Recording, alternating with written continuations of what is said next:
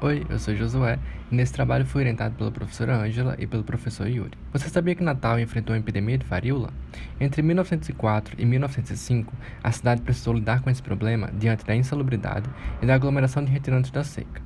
Para contar essa história, recorremos a jornais, documentos do governo e outros trabalhos. A primeira peça desse quebra-cabeça é a cidade. Natal, no início do século XX, precisava de melhoramentos no porto e apresentava problemas de insalubridade. Muitos acreditavam que os pântanos da ribeira produziam vapores prejudiciais à saúde e causavam doenças. Nesse momento, o estado enfrentava uma seca, e no final de 1903, milhares de pessoas começaram a deixar o interior e ir para o litoral. A maioria dos que chegaram em Natal se alojaram na ribeira. Na capital, o dinheiro para socorrer as vítimas das secas foi usado em obras públicas nas quais os retirantes foram empregados, e do baixo salário que recebiam deveriam se sustentar. Sem socorros no interior, as migrações continuaram.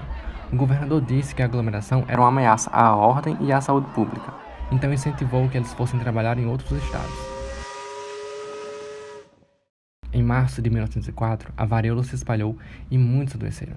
Nos armazéns e barracões onde os retirantes estavam, separavam os casos de disenteria e os infectados com varíola eram isolados no Lazareto da Piedade. Uma campanha de vacinação foi realizada, mas a maioria recusou.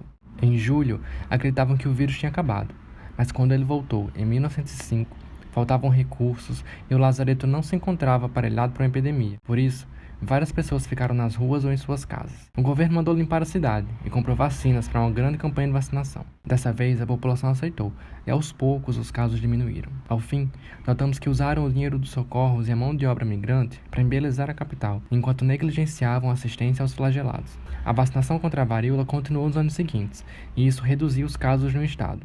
Lembramos que no contexto do Covid-19, estudar a história da cidade é uma janela pela qual compreendemos o hoje e nos guiamos para o amanhã.